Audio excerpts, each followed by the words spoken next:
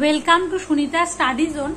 আমরা PSC ক্লার্কশিপের practice শুরু করেছিলাম এই লীলা রয়ের এই বইটা থেকে।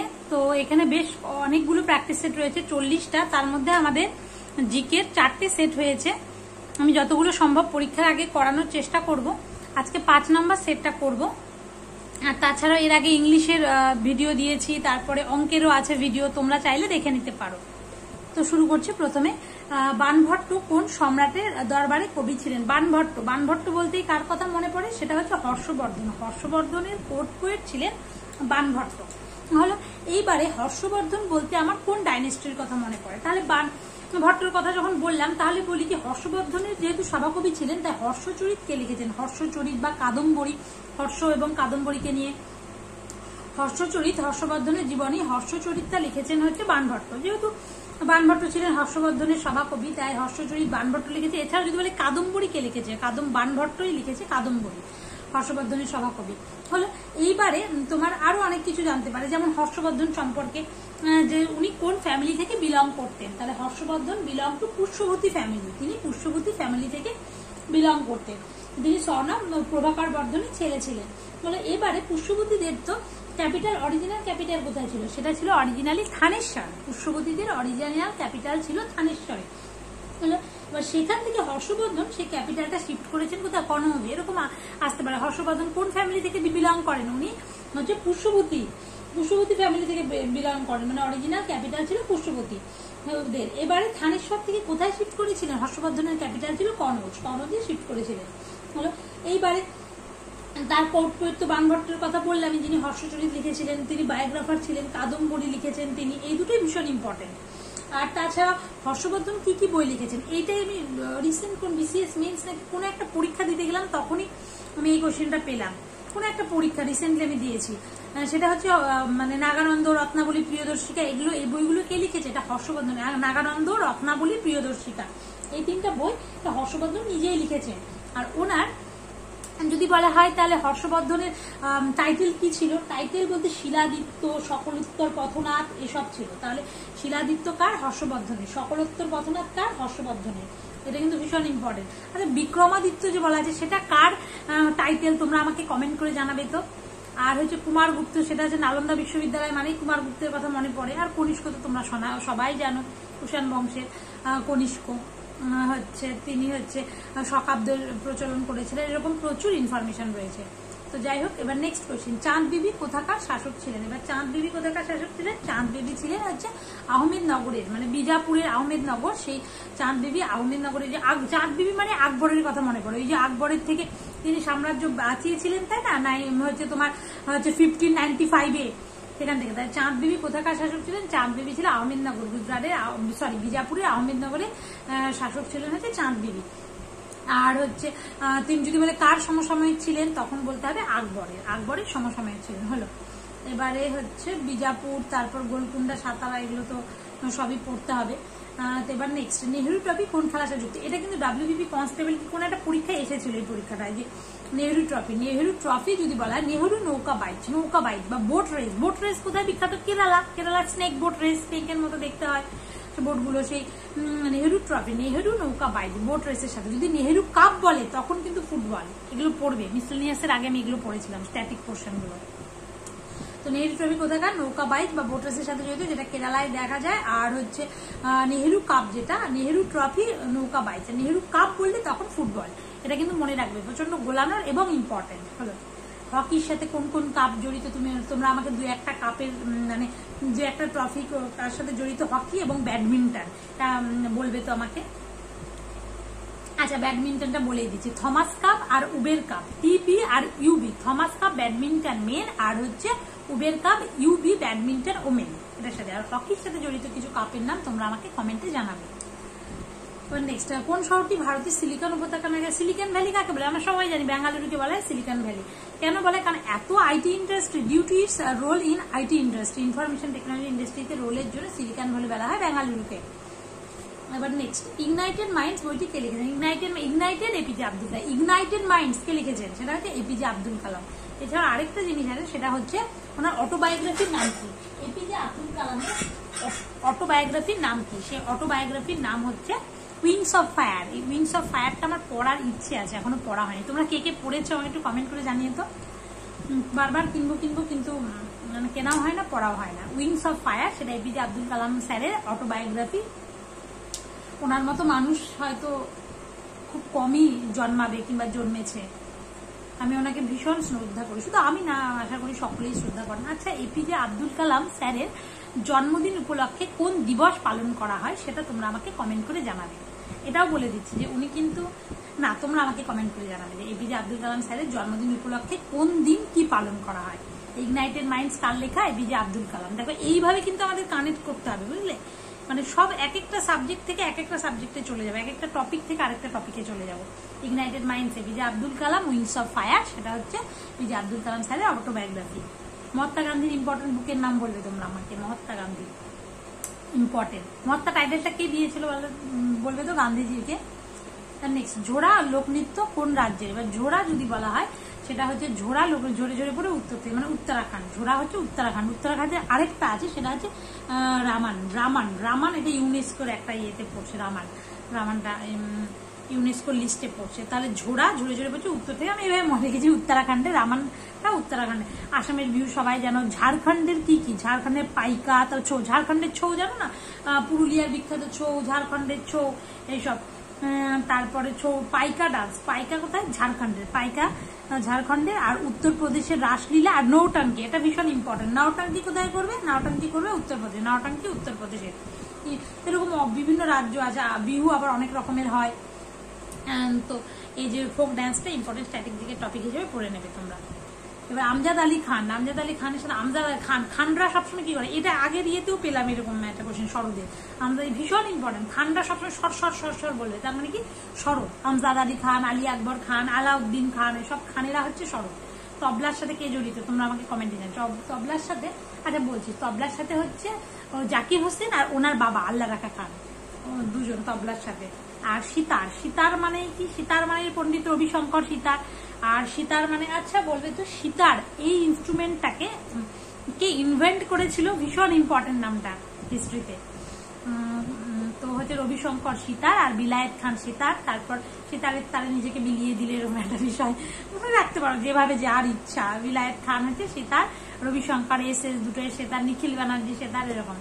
নেক্সট, প্রথম উইম্বলডন চ্যাম্পিয়নশিপ কত সালে প্রতিষ্ঠিত? এই যে ভীষণ ইম্পর্টেন্ট, এটা এসেছে। এটা এর আগে কোন পরীক্ষায় পিএসসি মিসেলেনিয়াস মানে এসেছে যে উইম্বলডন, এই যে সমস্ত কিছু, এই সমস্ত মানে লন টেনিসের সাথে জড়িত এগুলো সব। এই খেলাগুলো কার সাথে? Loan tennis. তাহলে উইম্বলডন চ্যাম্পিয়নশিপ এটা ওল্ডেস্ট, কিন্তু ওর জন্য এসেছে। প্রথম যেটা হয় সেটারই সালটা ভীষণ ইম্পর্টেন্ট হয়। তাই প্রথম উইম্বলডন চ্যাম্পিয়নশিপ কোথায় হয়েছিল? প্রথম উইম্বলডন হয়েছিল 1877-এ, 1877-এ প্রথম উইম্বলডন হয়েছিল। এগুলো সবসময় আই সেটিং করে নেয়, বুঝলে সালগুলো। প্রথম উইম্বলডন 77, এভাবে কি করবো, এইভাবে পড়তে হবে। তাহলে ফার্স্ট উইম্বলডন চ্যাম্পিয়নশিপ কবে হয়েছিল? 77। পরপর গুলো কি কি হয় বলতো? এই যে লন টেনিসের যে পরপর হয়, প্রথমে অস্ট্রেলিয়া, এই ক্রোনোলজি অনুযায়ী সাজা দিতে পারে। প্রথমে অস্ট্রেলিয়ান ওপেন হবে, তারপর মানে ফ্রেঞ্চ ওপেন হয়, তারপর উইম্বলডন, তারপরে হচ্ছে কি জানি ইউএস ওপেন। হ্যাঁ, 4টা হয়। তারপর কোনটা কোন কোর্টে খেলা হয়? Australian open. এবার কে জিতেছে? কারেন্ট অ্যাফেয়ার্স এটা ভীষণ ইম্পর্টেন্ট টপিক তৈরি করবে। আমি যদি কখনো পারি আমি শেয়ার করবো এগুলো। 2000 মানে জেনিক সিনার মনে হয় ইয়েতে অস্ট্রেলিয়ান ওপেনে জিতেছে। তারপরে তোমার ফ্রেঞ্চ ওপেনে কে জিতেছে? দুটোতেই মানে আলকারাজ জিতেছে। এগুলো আবার মানে এই যে জেনিক সিনার, তিনি আবার কোন কান্ট্রি থেকে বিলং করেন? উনি সম্ভবত ইতালি, সম্ভবত। তোমরা একটু দেখে নিও। অস্ট্রেলিয়ান ওপেনে জিতেছে। ফ্রেঞ্চ ওপেনে এবার কে জিতেছে জানি? বললাম কার্লোস আলকারাজ স্পেনের। এরকম আছে। যেমন একবার এসেছিল রজার ফেডারার কোথার সাথে সুইজারল্যান্ডের, এরকম আসতে পারে। তারপরে কি বললাম? ফ্রেঞ্চ ওপেনটা তো হচ্ছে আলকারাজ, তা উইম্বলডনও আলকারাজ জিতেছে স্পেন থেকে। এই আর কি, পরপর এইভাবে ক্রনোলজিক্যালি হতে থাকে। অস্ট্রেলিয়ান মানে হার্ড কোর্টে হয়, ফ্রেঞ্চ ক্লে কোর্টে, উইম্বলডন এখনো গ্রাস কোর্টেই হয়, আর ইউএসও মানে হার্ড কোর্টে হয়। এই পুরো ইনফরমেশনটা কখনো কারেন্ট অ্যাফেয়ার্স হলে শেয়ার করবো। আমি তো যতটা সম্ভব বলেই দিলাম।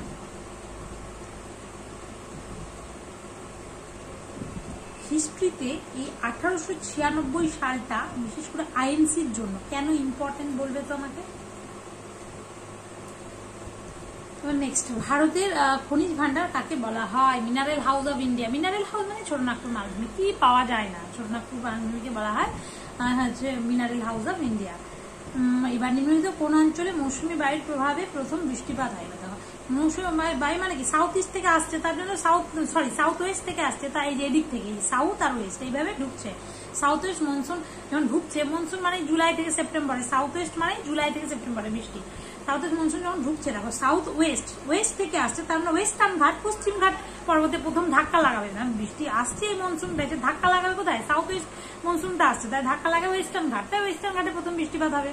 কিন্তু ওয়েস্টার্ন ঘাটের ওয়েস্টার্ন পার্টে প্রচুর বৃষ্টিপাত হবে, কিন্তু ইস্টার্ন পার্ট আবার পুরো বৃষ্টির ছায় হয়ে থাকবে, সেখানে তো বাড়ি খাবে না যেদিকে, তাই জন্য মৌসুমী বায়ুর প্রভাবে ওয়েস্টার্ন ঘাটের যেটা আছে ওয়েস্টার্ন পার্টে প্রচুর বৃষ্টিপাত হয়, প্রথম এখানেই হচ্ছে, ফার্স্ট কেরালাতে, তারপর বৃষ্টিপাত হয়, এই আর কি। কোন পার্টিকুলার ডেটটা তোমরা আমাকে জানাবে তো, কোন ডেটে প্রথম কেরালাতে হয়।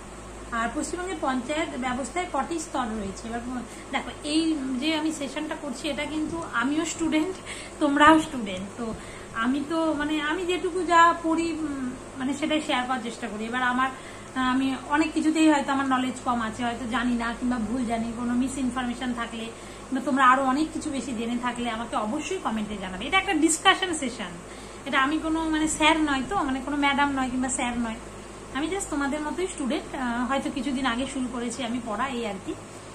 তো এখনো মানে জানার চেষ্টা করছি। আর এগুলো জিকে এমন একটা বিষয় না, একবার জানলে হয় না, বারবার সেগুলোকে মানে মাথার মধ্যে ঝালাতে হয়। তো হলো এটা। এবার পশ্চিমবঙ্গের পঞ্চায়েত ব্যবস্থায় কটি স্তর আছে? ওয়েস্ট বেঙ্গল পঞ্চায়েত অ্যাক্ট 1973-তে পঞ্চায়েতের 3টা স্তর, তোমরা সকলেই জানো, গ্রাম পঞ্চায়েত, পঞ্চায়েত সমিতি, জেলা পরিষদ। গ্রাম পঞ্চায়েত কোথায়? ভিলেজ লেভেল যেটা আছে সেখানে আছে গ্রাম পঞ্চায়েত। পঞ্চায়েত সমিতি কোথায়? ব্লক লেভেলে পঞ্চায়েত সমিতি, গ্রাম পঞ্চায়েত, পঞ্চায়েত সমিতি আর জেলা পরিষদ, জেলা পরিষদ ডিস্ট্রিক্ট লেভেলে, 3টা স্তর ওয়েস্ট বেঙ্গল পঞ্চায়েত। এইটা হচ্ছে পার্ট, কত নম্বর পার্ট আর কত নম্বর শিডিউল আছে ভীষণ ইম্পর্টেন্ট, পার্ট 9 সেখানে আছে পঞ্চায়েত, আর 9A-তে মিউনিসিপ্যালিটি, আবার 11 শিডিউলে আছে। আর পঞ্চায়েতে কতগুলো সাবজেক্ট আছে? 29টা, ভীষণ ইম্পর্টেন্ট। পঞ্চায়েত রাজ কবে কনস্টিটিউশন স্ট্যাটাস পেয়েছিল? 73 কনস্টিটিউশন অ্যামেন্ডমেন্ট অ্যাক্ট 1992। প্রথম কোথায় পঞ্চায়েত ব্যবস্থা চালু হয়েছিল? এটা তোমরা আমাকে কমেন্টে জানাবে। পঞ্চায়েত খুব কত নম্বর আর্টিকেলে আছে? খুব ভালো করে কত থেকে কত নম্বর আর্টিকেলে আছে, খুব ভালো করে কিন্তু এটা পড়ে যেতে হবে, কারণ এই যে বিসিএস অনেকেই যারা দিচ্ছি আমরা, তারা কি কোথায় এই যে ভিডিও হতে চাই আমরা, তো ভিডিওর জন্য কি এইখানেই তো কাজ করতে হবে নাকি, পঞ্চায়েত সমিতি ব্লকে, তো এটা ভালোভাবে জানতে হবে, ইন্টারভিউর জন্য ভীষণ ইম্পর্টেন্ট টপিকটা। নেক্সট, নিম্নলিখিত কোনটি ভারতীয় সংবিধানের অধিবেশন নয়? কোনটা সেশন নয়? সেশন বলতেই কি, দেখো পরপর আসো, বাজেট সেশন। বাজেট সেশন কবে হচ্ছে? বাজেট মানে ফেব্রুয়ারি থেকে মে, ফেব্রুয়ারি, মার্চ, এপ্রিল, মে, 4টা, এই যে বাজেট সেশন ফেব্রুয়ারি থেকে মে হচ্ছে। জুনটা একটু রেস্ট নিচ্ছে, বাজেট সেশন হচ্ছে, তারপরে মে, জুন বাদে জুলাই থেকে আবার বৃষ্টি চলে আসছে, তার মানে কি এই যে মনসুন সেশন জুলাই থেকে সেপ্টেম্বর যেটা আছে, বাজেট সেশন ফেব্রুয়ারি থেকে মে, জুনটা বাদ দিয়ে আবার জুলাই থেকে September monsoon session, budget session, monsoon session, তারপর উইন্টার সেশন, আবার অক্টোবরটা বাদ দিয়ে নভেম্বর, ডিসেম্বর উইন্টার সেশন, এই 3টে সেশন হয়। সামার সেশন বলে কিছু হয় না, এটা কাটা। এবার আছে না যে তোমার হচ্ছে বছরে কয়বার বসতে হবে, মিট করতে, বা বছরে কয়বার সেশন হতে হবে, অন্তত 2টো সেশন হতেই হবে বছরে, বুঝলে, 6 মাস পর অ্যাটলিস্ট মিট করতে হবে পার্লামেন্টে, তার মানে কি 2টো সেশন বছরে অন্তত হতেই পারে। যাই হোক, এবার নেক্সট, এবার বৈদ্যুতিক শক্তির একক কি? ইলেকট্রিক এনার্জির একক কিলোওয়াট আওয়ার ইলেকট্রিক্যাল এনার্জির একক হলো, ইলেকট্রিক্যাল এনার্জি এত কিলোওয়াট আওয়ার হলো। এবার যদি ওয়াট, কিলোওয়াট এগুলো পাওয়ারের একক, ক্ষমতা, জুল কার একক? এনার্জি আর ওয়ার্কের একক হচ্ছে জুল। ওয়াট, পাওয়ার, এনার্জি এগুলো সব স্কেলার রাশি, কিন্তু সায়েন্সটা দিয়ে গুটিয়ে পড়বে। অনেকে জিজ্ঞেস করে সায়েন্স কোথা থেকে পড়বো? সায়েন্স কোথাও থেকে পড়তে হবে না, পাতি বিশেষ করে এই ক্লার্কশিপের জন্য, 9-10 বই পড়ো। বায়োলজি তো আমি মানে 9-10 বইটাই পড়ি, যে পরীক্ষায় দিতে যায় না কেন, বাংলা আর হচ্ছে ইয়েটা তোমার বাংলা বইটা নিয়ে আমার কাছে ফিজিক্স কেমিস্ট্রির, তো আর আমার যেহেতু সাবজেক্টই ছিল, তো ওর জন্য আমার অতটা প্রয়োজন হয় না। তো তোমরা 9-10 বই পড়বে, তাহলেই কাফি।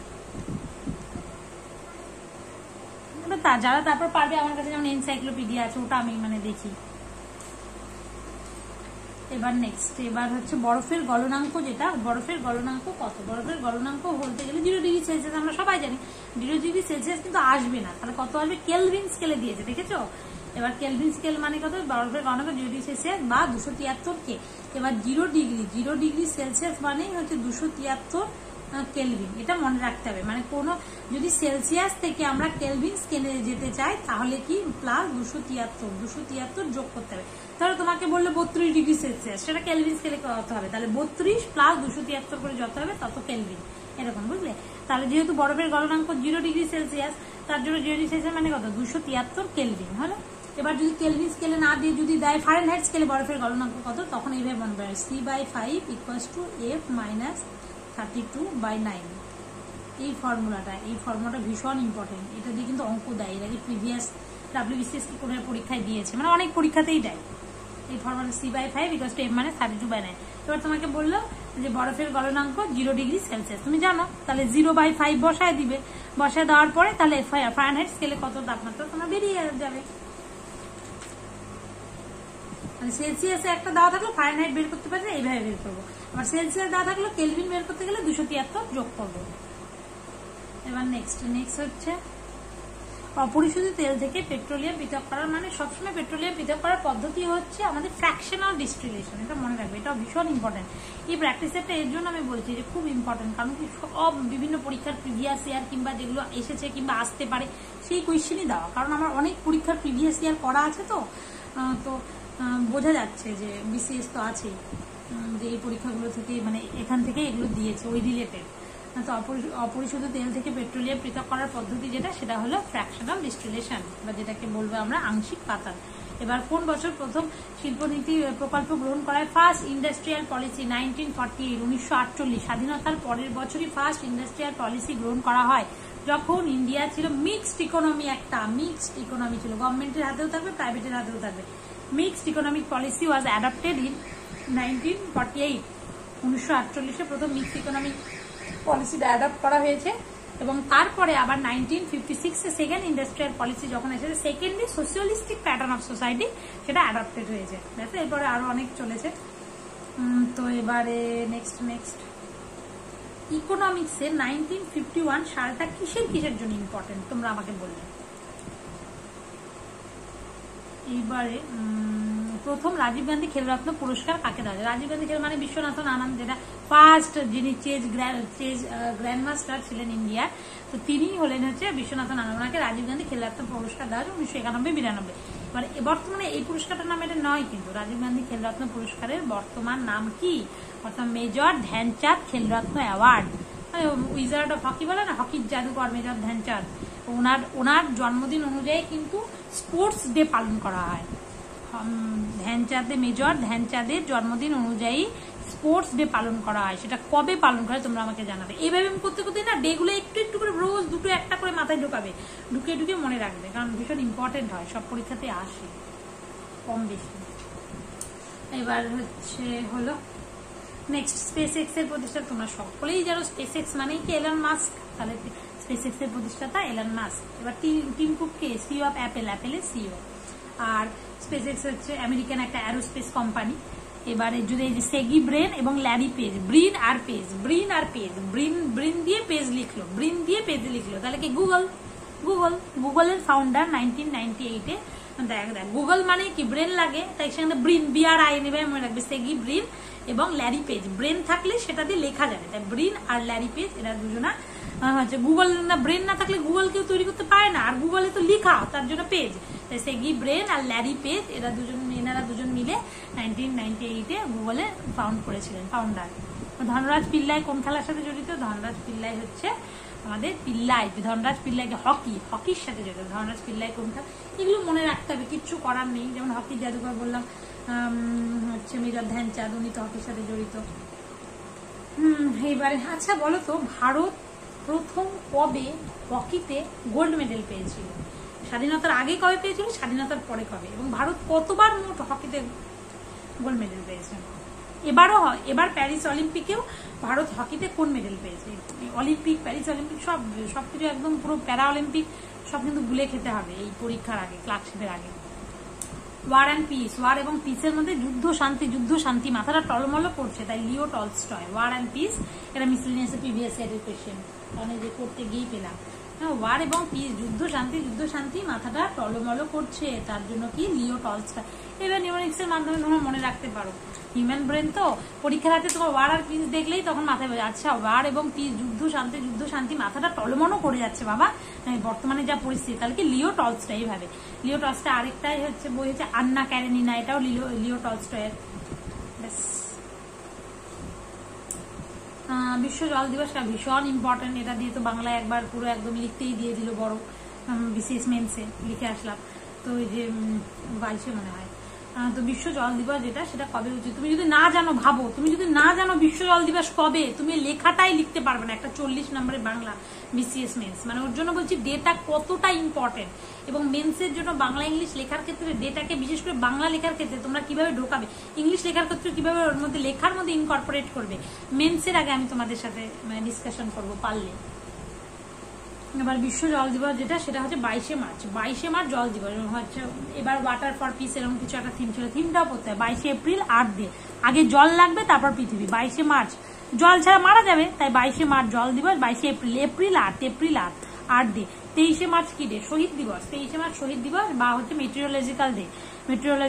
ওয়ার্ল্ড মেট্রোলজিক্যাল অর্গানাইজেশন, সেটা তোমার 23 মার্চ 1950 তৈরি হয়েছে, তাই মেট্রোলজিক্যাল ডে। আর 24 এপ্রিল কি ডে? 24 এপ্রিল পঞ্চায়েত রাজ ডে।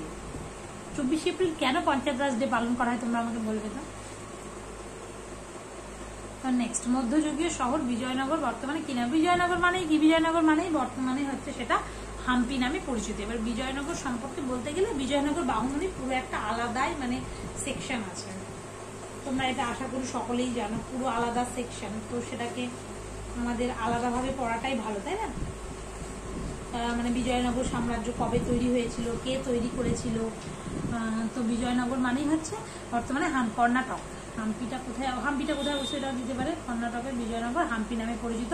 বিজয়নগর কে প্রতিষ্ঠাতা করেছিল? প্রথম হচ্ছে 1336 সালে। 1336 সালে বিজয়নগর প্রতিষ্ঠা করেছিল। এবার কে প্রতিষ্ঠা করেছিল সেটাও আসে, ভীষণ ইম্পর্টেন্ট হয়ে যায়। কোথায় গেল জানি? বিজয়নগর হচ্ছে 1336 হরিহর ওয়ান আর বুক্কা, এটা কিন্তু আসে জন্য আমি বলছি। কিভাবে আসে দেখো, হরিহর ওয়ান এবং বুক্কা ওয়ান বিজয়নগর সাম্রাজ্য তৈরি করেছিলেন 1336 সালে হলো। এবার তুঙ্গভদ্রা নদীর তীরে, কোন নদীর তীরে? এটাও আছে তুঙ্গভদ্রা কার উপনদী বলতো? কৃষ্ণার উপনদী। এরকম দেখছো কিভাবে একটা সাবজেক্ট হিস্ট্রি থেকে জিওগ্রাফিতে চলে যাচ্ছে, এরকম ভাবে যেতে হবে আমাদেরকে। বিজয়নগরের হাম্পিতে ছিলাম। তো বিজয়নগর সাম্রাজ্য হরিহর এবং বুক্কা 1336 সালে তৈরি করেছিলেন তুঙ্গভদ্রা নদীর তীরে। এটা একটা কোয়েশ্চেন। বিজয়নগরে কয়টা ডাইনেস্টি রুল করেছিল? 4টা ডাইনেস্টি। কি কি ডাইনেস্টি? সঙ্গম, সালুক, তুলুব আর আরাবিদু। সঙ্গম, সালুক, তুলুব, আরাবিদু হলো। এবার ফার্স্ট এরকম আসে, বিজয়নগরের ফার্স্ট ডাইনেস্টির নাম কি? সঙ্গম ডাইনেস্টি হলো। তারপরে আরো প্রচুর আসে, যেমন তোমার হচ্ছে এই যে রায়চুর দোয়াবটা নিয়ে প্রবলেম হচ্ছিল, হচ্ছে তোমার কৃষ্ণা গোদাবরী ডেল্টা, কৃষ্ণা তুঙ্গভদ্রা, যেটা তোমার এই যে বিজয়নগর আর বাহুমনির মধ্যে।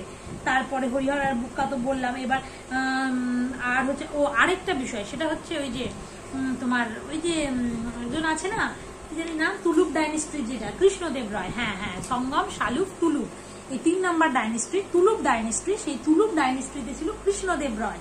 এটাও আসে, কৃষ্ণদেব রায় কোন ডাইনেস্টি থেকে বিলং করতেন? তুলুব ডাইনেস্টি। তিনি কার সমসাময়িক ছিলেন? 1509 থেকে 1529 তার মধ্যে। তার মানে কি 1509 মানে কি? সেই বাবর 29, বাবরের সমসাময়িক ছিলেন। এগুলো আছে Tuluva dynasty, Krishnadeva Raya, greatest ruler of Vijayanagara kingdom Krishnadeva Raya, যিনি বাবরের সমসাময়িক ছিলেন। এটা আসে। অমুক্ত মাল্যদা কে লিখেছিলেন? কৃষ্ণদেব রায়। এটা কোন ভাষায় লেখা? তেলুগু ভাষায় লেখা। অমুক্ত বাংলুদা কৃষ্ণদেব রায় তেলুগু ভাষায় লেখা হয়েছে। এছাড়াও লিখেছেন জাম্ববতী কল্যাণম। এটা কি? এটা সংস্কৃতে লিখেছেন। এই আর কি। নাগালাপুরম এই সিটিটা তৈরি করেছেন তার মাদারের মেমোরিতে। তারপর আরেকটা আসে, সেটা হচ্ছে তালিকোটার যুদ্ধ 1565 সালে, ব্যাটেল অফ তালিকোটা। সেটা হচ্ছে রাম রয়, গ্রেট জেনারেল অফ সদাশিব রায় রাম রয় এবং হচ্ছে তোমার 4 বাহুমনি কিংডম তাদের মধ্যে হয়েছিল। বিজাপুর, গোলকুন্ডা, আহমেদনগর। এই যে বললাম না আহমেদনগরের চাঁদ বিবি, এই যে বিজাপুরের আহমেদনগরের এই যে তোমার ধরো এইদিকে তালিকোটার যুদ্ধ 1565 সালে হয়েছিল, এবং সেটা রাম রয় এবং 4 জন বাহুমনি রাজা বিজাপুর, গোলকুন্ডা, আহমেদনগর, বেরার এদের মধ্যে হয়েছিল। সেটাই মার্ক করেছিল যে এন্ড অফ বিজয়নগর বাহুমনি কনফ্লিক্টে শেষ হয়েছিল। এরকম।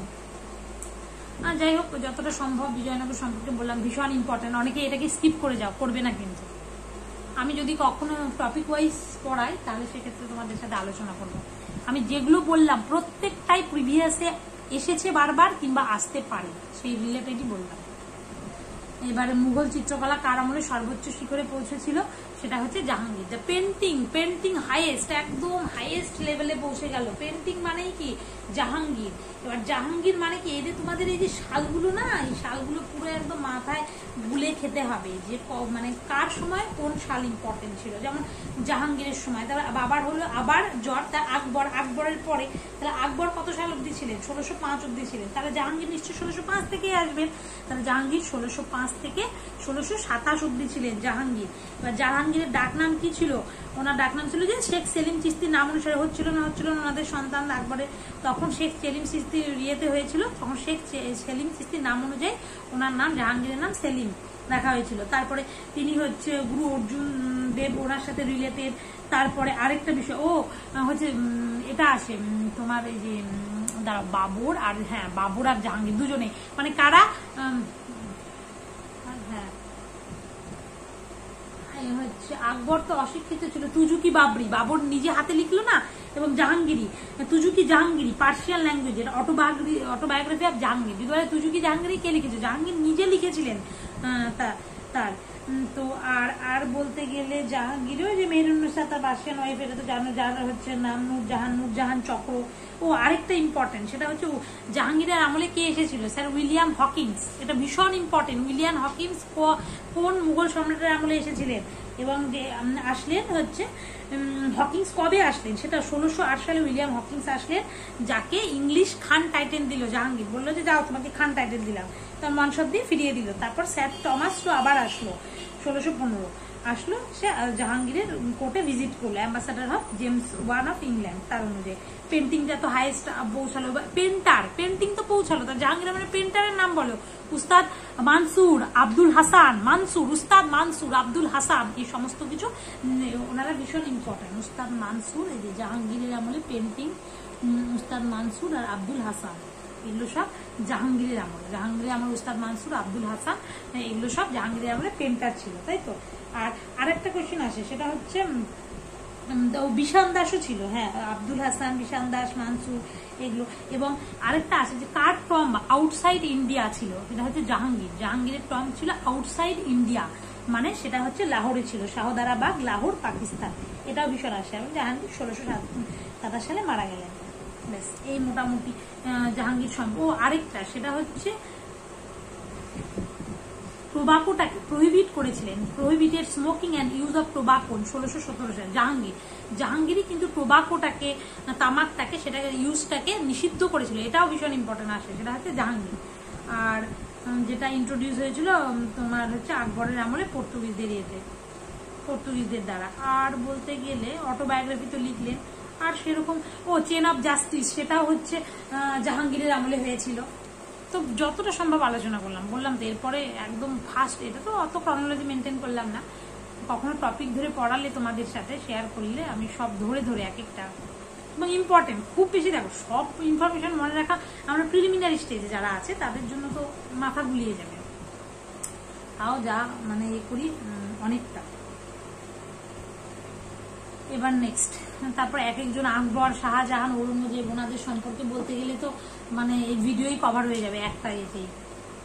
এবার আকবর, শুধু এটা জেনে রাখো যেহেতু পেন্টিং আছে, আকবরের আমলে পেন্টার ছিল দেশওয়ান্ত, তারপর ভাসান, ওনারা পেন্টার ছিলেন। আর হচ্ছে মীর সৈয়দ আলী, এই তিনজন ছিলেন পেন্টার। তারপর সালতোরা কাংরি পর্বত শৃঙ্গ, সেই শৃঙ্গটা বলেছে কোথায় অবস্থিত, সালতোরা কাংরি পর্বত শৃঙ্গ, সেটা কোথায় অবস্থিত,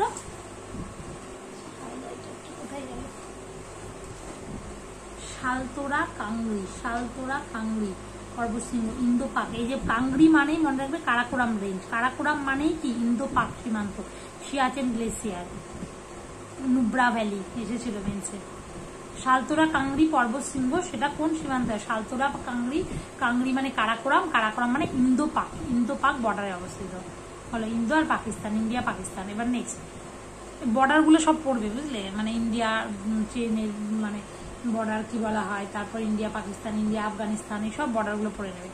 এবার কোর্ট অফ রেকর্ড হিসেবে কাজ করে অভিলেখ আদালত, সেটা কি সুপ্রিম কোর্ট হাইকোর্ট দুটোই তো কোর্ট অফ রেকর্ড। এবার কত নম্বর আর্টিকেল সবকিছু রেকর্ডে রাখে না, কত নম্বর আর্টিকেল, 129, এটা ভীষণ ইম্পর্টেন্ট। সুপ্রিম আসে কিন্তু সুপ্রিম কোর্ট বেশি আসে, এটা সুপ্রিম কোর্ট আমরা অনেকে ভাবতে পারি সুপ্রিম কোর্ট, না সুপ্রিম কোর্ট হাইকোর্ট দুটোই কোর্ট অফ রেকর্ডের কাজ করে। সুপ্রিম কোর্ট 129-এ কোর্ট অফ রেকর্ড, আর হাইকোর্ট হচ্ছে 215, পুরোপুরি কোর্ট অফ রেকর্ড, আর 215-তে হাইকোর্ট। হাইকোর্টের এক্সাম ছিল না, ওর জন্য হাইকোর্টটা পড়েছেন তখন। হাইকোর্টটা হচ্ছে 215 নম্বর আর্টিকেলে কোর্ট অফ রেকর্ডের কাজ করে।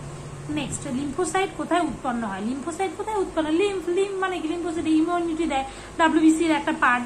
হোয়াইট ব্লাড সেল, যেটা হোয়াইট ব্লাড সেলের পার্ট কি? লিম্ফোসাইট। লিম্ফোসাইট ইমিউনিটি দেয়। লিম্ফোসাইট কোথায় উৎপন্ন হয়? বোন ম্যারো বা অস্থিমজ্জায় উৎপন্ন হয়। নন ট্যাক্স রেভিনিউ কোনটা? ডিভিডেন্ড এবং যেটা প্রফিট, সেটাই নন ট্যাক্স রেভিনিউ। মানে কি? যেগুলো ডিরেক্ট সোর্স থেকে গভর্নমেন্ট ইনকাম হচ্ছে, ট্যাক্সের মাধ্যমে না। যেমন ডিভিডেন্ড, পিএসসি তে গভর্নমেন্ট কোনো কিছু একটা ইনভেস্টমেন্ট করে, সেখান থেকে ডিভিডেন্ড পাচ্ছে, কোনো একটা লোনের ইন্টারেস্ট পাচ্ছে, এইগুলো সব নন ট্যাক্সেবল। দেখো আমদানি শুল্ক, আমদানি রপ্তানি করতে গেলে ট্যাক্স দিতে হয়, সেখান থেকে গভর্নমেন্টের লাভ হয়। সেসটাও সেরকম, কেন্দ্রীয় উৎপাদন শুরু প্রোডাকশনের ক্ষেত্রেও ট্যাক্স দিতে হয়, কিন্তু ডিভিডেন্ড যেটা লাভ, সেটা কিন্তু একটা non tax revenue. Non tax রেভিনিউকে, নন ট্যাক্স রেভিনিউ ডিভিডেন্ড এবং প্রফিট। এবার 1980 সাল পর্যন্ত কতগুলি ব্যাংকের ন্যাশনালাইজেশন হয়েছে? ব্যাংক বলতে গেলে শেষ হবে না, 1969-এ 14টা ব্যাংক, বুঝছো? 14টা ব্যাংক 1980 সাল পর্যন্ত। বুদ্ধি করে অনেকে 14 দিয়ে হাতে পড়ে যাবে না, যেটা জানবে খুব ভালোভাবে ডিপলি জানতে হবে। মানে 14টা ব্যাংক ন্যাশনালাইজ হয়েছে 1969-এ। তারপরে কি 1980-তে 6টা, টোটাল 1980 সাল পর্যন্ত বলেছে, তার 1969-এ 14টা, 1980-তে 6টা, টোটাল 20টা ব্যাংক ন্যাশনালাইজ হয়েছে। এটাও মানে আশা কোয়েশ্চেন। এবার ব্যাংক বলতে গেলে কি আরবিআই এর কথা মনে পড়ে। আরবিআই বলতে গেলে প্রচুর, 1 এপ্রিল 1935-এ তৈরি হয়েছে, ন্যাশনালাইজ হয়েছে 1 জানুয়ারি 1949, এরকম অনেক। আরবিআইটা ইকোনমিক্স মানে আরবিআইটা প্রথমে পড়ে যাবে। জার্মানির মুদ্রার নাম, মুদ্রাগুলো কারেন্সিগুলো একদম স্ট্যাটিক হিসেবে প্রতিদিন পারলে পরে ঝালাবে, এরকম পড়তে হবে। ইম্পর্টেন্ট কিছু, সব পড়তে হবে না, বেছে বেছে পড়তে হবে, বুঝতে হবে কোনটা আসে কোনটা আসে না। তো জার্মানির মুদ্রার নাম কি? ইউরোজোন বলা হয় না, 20টা মানে ইউরো কান্ট্রি আছে, 20টা ইউরো কান্ট্রি, মানে ইউরোপিয়ান ইউনিয়নের বর্তমানে 27 জন মেম্বার। ইউরোপিয়ান ইউনিয়ন, যার হেডকোয়ার্টার ব্রাসেলস, বেলজিয়াম, এটাও আসে ব্রুসেলস, বেলজিয়াম। মানে 27 ইউরো কান্ট্রির, ইউরোপিয়ান ইউনিয়নের যে আছে কান্ট্রি, তার মধ্যে 20 কান্ট্রি ইউরোকে ব্যবহার করে তাদের মুদ্রা হিসেবে, তাই ইউরো এরিয়া বা ইউরো জোনও বলা হয়। কিন্তু এটাও কোয়েশ্চেন এসেছে, কোনো একটা পরীক্ষায় এসেছে যে কতগুলো কান্ট্রি ইউরোকে তাদের কারেন্সি হিসেবে, তাহলে 20 ইউরোজোন, তাহলে 20টা কান্ট্রি ইউরোকে তাদের মুদ্রা হিসেবে গ্রহণ করেছে। তার মধ্যে জার্মানির হচ্ছে ইউরো। দেখো ফ্রাঙ্ক হবে না, সুইস ফ্রাঙ্ক, সুইজারল্যান্ডের ফ্রাঙ্ক, সুইজারল্যান্ডের ফ্রাঙ্ক। সুইজারল্যান্ডের ক্যাপিটাল কি আমাকে কমেন্ট করে জানাবে। ডলার, ইউএস, দিনার, ইরাকি দিনার, দিনার মানে হচ্ছে ইরাকি দিনার, কুয়েতের দিনার, তার জার্মানির কি ইউরো। হলো রানী কি ভাব, রানী কি ভাব, ভাব এটা ইউনেস্কো সাইটে আছে। রানী কি ভাব, রানী উদয়মতি। রানী উদয়মতি গুজরাটের সবরমতী রিভার, এবং হচ্ছে উনি ওয়াইফ অফ ভীমা ওয়ান ছিলেন, চালুক্য কিং। তো রানী কি ভাব কার লেখা? ইউনেস্কো ওয়ার্ল্ড হেরিটেজ সাইটে রয়েছে রানী উদয়মতি। এটা হচ্ছে নির্মাণ, বিল্ড করেছিলেন। ভারতের হচ্ছে শীতলতম স্থান কোনটা? ভারতের শীতলতম দ্রাস, দ্রাস লাদাখ, লাদাখের কার্গিল দ্রাস ভারতের শীতলতম স্থান, কোল্ডেস্ট প্লেস অফ ইন্ডিয়া। এবার WWF ওয়ার্ল্ড ওয়াইড ফান্ড, এটা ওয়ার্ল্ড ওয়াইড ফান্ডও এটাই চেয়েছে। এটা তারপর এত সুতা দেয় না, ওয়ার্ল্ড ওয়াইল্ড লাইফ ফান্ড যেটা, সে WWF এর হেডকোয়ার্টার দেয় কোথায়? Gland, Switzerland. WWF এর হেডকোয়ার্টার কোথায়? গ্ল্যান্ড, সুইজারল্যান্ড, মনে রাখতে হবে। WWF gland, Switzerland. এবং এটা হচ্ছে এটাও আসে যে এর তো হলো ওয়ার্ল্ড ওয়াইল্ড লাইফ ফান্ড। এবার এটার মানে কি বলে সিম্বলটা কি? জায়েন্ট পান্ডা। জায়েন্ট পান্ডা গেলে দেখতে পাবে তোমরা, ওরিয়েতে যাবে WWF এ গিয়ে দেখবে জায়েন্ট পান্ডা। তার ওয়ার্ল্ড ওয়াইল্ড লাইফ ফান্ডের গ্ল্যান্ড, সুইজারল্যান্ড হেডকোয়ার্টার 1961-এ তৈরি হয়েছে। দেখো ডিটেলসে বলতে গেলে না শেষ হবে না আধা ঘন্টার মধ্যে। মানে একটা ভিডিও কত বড় করা যায় বলো, মানে কন্টিনিউ একভাবে বকা, এটা মুশকিল হয়ে যায়। তো এবার ভারতীয় জাতীয় কংগ্রেসের দ্বিতীয় সভাপতি কে ছিলেন? এবার ভারতীয় জাতীয় কংগ্রেসের ফার্স্ট কে ছিলেন? উমেশ চন্দ্র ব্যানার্জি। এটা তো 1000বার আসে। এবার সেকেন্ড কে? এটাও বিশেষ তারা করে। সেকেন্ড ছিলেন দাদাভাই নওরোজি। এবার দাদাভাই নওরোজি কতবার হয়েছে? উনি তো যে ইন্ডিয়ান ন্যাশনাল কংগ্রেস, এই যে টার্মটা কে ডিফাইন করলো সেই কংগ্রেস, সেটা দাদাভাই নওরোজি। দাদাভাই নওরোজি তিনি ছিলেন 1886-এ ছিলেন, 1886 সেকেন্ড বারের জন্য হলেন। তারপর কলকাতা সেশন, 1893 লাহোর সেশন, 1906 যেখানে স্বরাজ, কলকাতা সেশন 3বার হয়েছেন, 86, 93, 1906। একদম এটা মেন্সে আসা কোশ্চেন, কিন্তু একদম ভালো মতো পড়বে। আর প্রথম উমেশচন্দ্র ব্যানার্জি 1985-এ, বদরুদ্দিন তায়েবজি থার্ড, মানে 86-87 মাদ্রাজে first Muslim president Badruddin Tyabji. Second Muslim president, তোমরা আমাকে নাম করে বলবে, অনেকেই ফার্স্ট মুসলিমটা জানে, সেকেন্ডটা জানে না বলবে। উনি যে টাইমে ছিলেন সেই টাইমে না কি বলবো, একটা মানে বিখ্যাত কিছু ঘটেছিল আইএনসিতে, তো আর বিখ্যাত কিছু অ্যাডাপ্ট করা হয়েছিল। তো সেকেন্ড মুসলিম প্রেসিডেন্টের নাম বলবে। এবার জর্জ ইউল হলে ফার্স্ট হচ্ছে ইউল, আহমেদাবাদ সেশনে 1988-এ ছিলেন তিনি হলেন হচ্ছে first English president. Second English president নামটা তোমরা আমাকে বলবে। ধোঁয়াধার ফলস কোথায় বলছে? নর্মদা রিভার, নর্মদা নদী।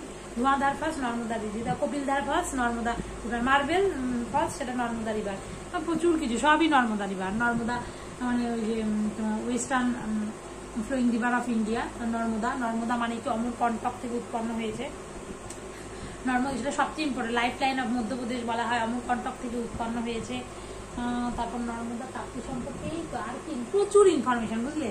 রিফ্ট ভ্যালি, তারপরে এরকম রিফ্ট তো না, এটা ও আর একটা আছে রিফ্টের দিক থেকে করতে গেলে দামোদরটা।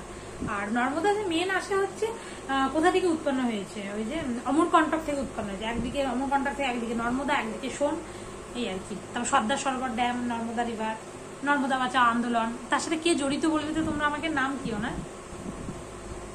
এবার ভারতের, তোমরাও না আমার সাথে সাথে এই কমেন্টে বলতে থাকবে, তাহলে তোমাদেরও ওই জিনিসগুলো মাথায় বারবার আসবে, এটা দরকার খুব। ভারতের কোন রাজ্যে বক্সাইট উৎপাদনে প্রথম? বক্সাইট, বিও এগুলো তো ভীষণ ইম্পর্টেন্ট, পরীক্ষার আগে পড়ে যেতেই হবে। বক্সাইট, বিও, তো এখানে তো প্র্যাকটিস সেটগুলো থেকে এটাই আসবে বলা যায় না, কিন্তু এই টপিকগুলো পড়বে। পুরো মিনারেলস কোথায় কোনটা পাওয়া যায় একদম লেটেস্ট নিউজ দিয়ে, লেটেস্ট একদম ইউটিউব, গুগল যেখানে পারো সেখান থেকে পড়বে। বক্সাইট, বিও, ওড়িশা। বক্সাইট কার? অ্যালুমিনিয়ামের ওর, মেন ওর হচ্ছে বক্সাইট, L2O3, এটা। বক্সাইটটা ওড়িশাতে পাওয়া যায়। ওড়িশাতে আরো অনেক কিছু পাওয়া যায়, অনেক মিনারেল উৎপাদনে হাইস্ট হচ্ছে ওড়িশা। রাজস্থানে লেড আর জিঙ্ক লিড করে, লেড জিঙ্ক রাজস্থান। মধ্যপ্রদেশের পান্না ডায়মন্ড রিজার্ভ, এরকম।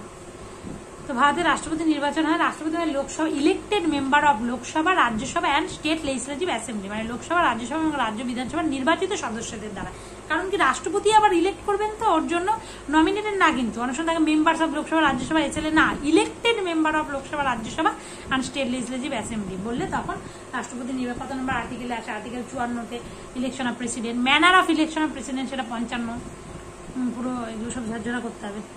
নিম্নলিখিত কোন হরমোনটি উদ্ভিদ hormone? Auxin, indole acetic acid. Auxin উদ্ভিদ হরমোন, অক্সিন তাও গ্রোথ হরমোন বলে। তারপর পার্থেনোকার্পি, ফল বীজবিহীন ফল উৎপন্ন হতে সাহায্য, পার্থেনোকার্পি। দেখবে তো একটা সবুজ সবুজ কালারের বই আছে না, বইটার নাম বলে দিলাম আমি, ওই বইটা বায়োলজির জন্য পড়ি, কারণ বায়োলজিতে আমার একটু ভয় লাগে।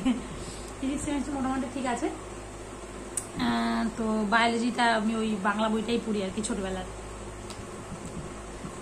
তো অক্সিন হয়ে গেল, ইন্ডোল অ্যাসিটিক অ্যাসিড, তারপর গ্রোথ হরমোন, পার্থেনোকার্পি এরকম। আর ইনসুলিন তো তোমরা জানোই, ইনসুলিন হচ্ছে অগ্নাশয়ের বিটা কোষ থেকে পরিত হয়। অ্যাড্রিনালিন তো তোমরা সকলেই জানো। অক্সিটোসিনটা বার্থ হরমোন, যেটা বাড়তে সাহায্য করে না, বেবি বার্থের সময় সাহায্য করে, ওই জন্য লাভ হরমোনও বলা হয়, যেটা হাইপোথ্যালামাস থেকে পরিত হয়।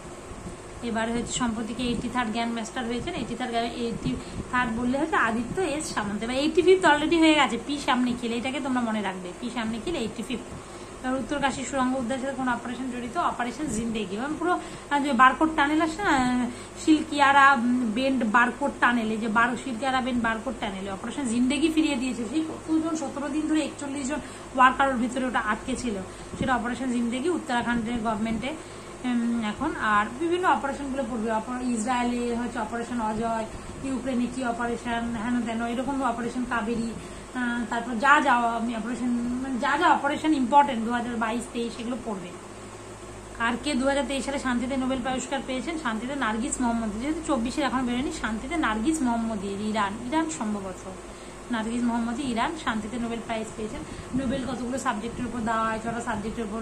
শান্তিতে নোবেল প্রাইজ যেটা দেওয়া হয় সেটা কিন্তু সব নোবেল প্রাইজগুলো সুইডেনের স্টকহোম থেকে দেওয়া হয়, কিন্তু পিস প্রাইজটা একটু আলাদা, সেটা হচ্ছে নরওয়ের অসলো থেকে দেওয়া হয় পিস প্রাইজ। ব্যাস এই আর কি, আজকের মতো এটুকুই। তো তোমাদের কেমন লাগলো ভিডিওটি অবশ্যই কিন্তু কমেন্ট করে জানাবে। আর এরপরে আমি আবার কি জিকে দেবো না ইংলিশ দেবো, আর তোমাদের ম্যাথও দেওয়া হবে ভিডিও, সেটা তোমরা কমেন্টে জানাবে। কারণ জিকে তো 5টা সেশন হয়ে গেল, আর ইংলিশ 2টো হয়েছে দেওয়া, আর জিকে 5টা। তোমরা যেটা বলবে সেটাই দেওয়ার চেষ্টা করব। আর আমি তো সবই পড়ি, সবই করি, আমাকে তো করতেই হবে। মানে এই যে ইংলিশ জিকে সবগুলোই মানে প্র্যাকটিস করি এখান থেকে, ম্যাথ। তো আজকের মতো এটুকুই। ভিডিওটা কেমন লাগলো অবশ্যই জানাবে, আর যদি ভালো লাগে তাহলে লাইক করবে, কমেন্ট করবে, বন্ধুদের মধ্যে অবশ্যই কিন্তু শেয়ার করবে। আর চ্যানেলটি সাবস্ক্রাইব না করা থাকলে সাবস্ক্রাইব করবে। Thank you.